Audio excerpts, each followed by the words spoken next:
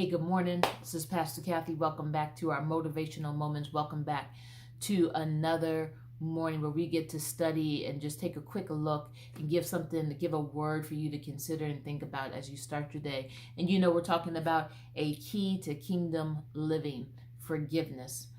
Yes, I want to suggest that a key to our kingdom living is moving in, operating in, giving, doing forgiveness. That's a big word. It is a big word. Forgiveness. We talked about forgiveness is letting something go. It is the release of an offense. It's a pardon. It is allowing that what offended you and the person to let it go and to release it. And in doing so, it restores harmony. It restores peace. It brings restoration and healing. Forgiveness brings restoration and healing. And it's a key to part of our freedom, because first, we cannot have freedom if we are in bondage to sin. Hello, somebody. We cannot have freedom if we are in bondage to sin. So one of the first great steps to walking in freedom, which is all how God has purposed His church in this ministry, is to be free, get free, and know free. To first walk in freedom is to first come from the grip and the bondage of sin, and that allows us to be free. Freedom from sin is our first step in freedom. But today I want to talk about, do I have to do it again, Lord? Yeah, I bet you said that. Do I have to do it again? Again, Lord? Forgiving again? I know we've tapped out at our max. I know I have forgiven that person and I've forgiven that person and I've forgiven. Do I have to do it again, Lord? How many times are we to forgive somebody? How many times are we to forgive somebody? Let's look at today Matthew chapter 18, beginning with verse 21.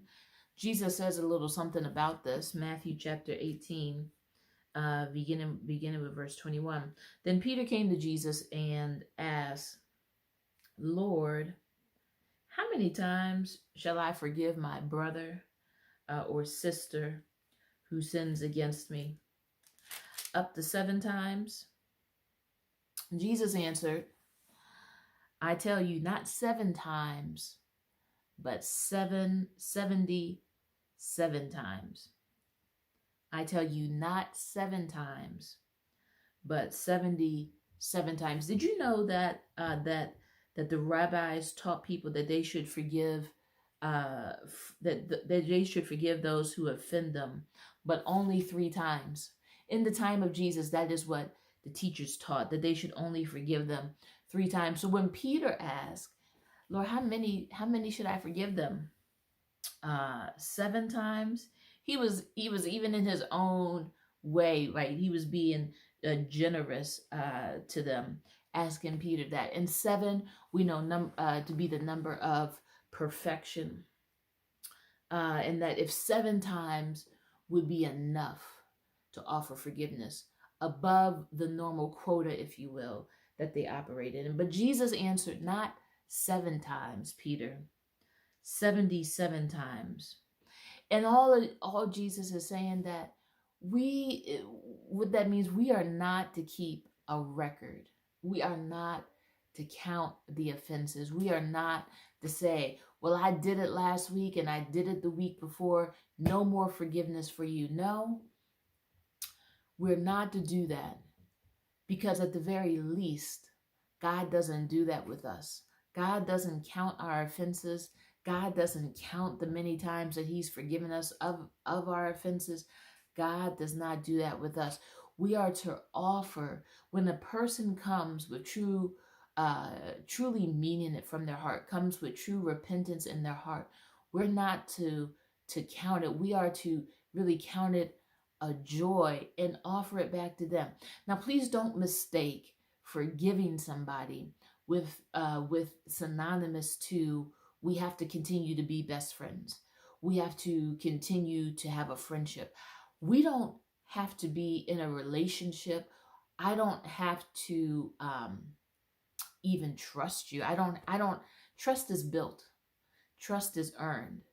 But forgiveness, I can offer forgiveness. I can release you from the offense and release me from holding that offense against you. And we still not necessarily go back to things the way they were. See, forgiveness doesn't mean that now we have to operate in such a way before there was a break. But in my heart, I don't carry that disconnect. In my heart, I don't hold it against you. Maybe a relationship that has been injured by a wrong can then be restored. The relationship can be restored, and maybe trust can be rebuilt. But in terms of holding an offense against you, I release that when I forgive you. And then I think we're called to move in wisdom. We're called to move in wisdom about how we interact and engage. I can forgive you and we not be best friends anymore, and that's okay. I can forgive you. And I want to say that how many times do I forgive my brother, my sister? Do I have to do it again? Do I have to do it again and again? And I would say when the person comes with true repentance in their heart, we are called to forgive. We are called to forgive. For what if God ever said to us, oh, you've reached your quota. You reached your 77. No, God doesn't say that to us. And we thank God that he does not say that to us.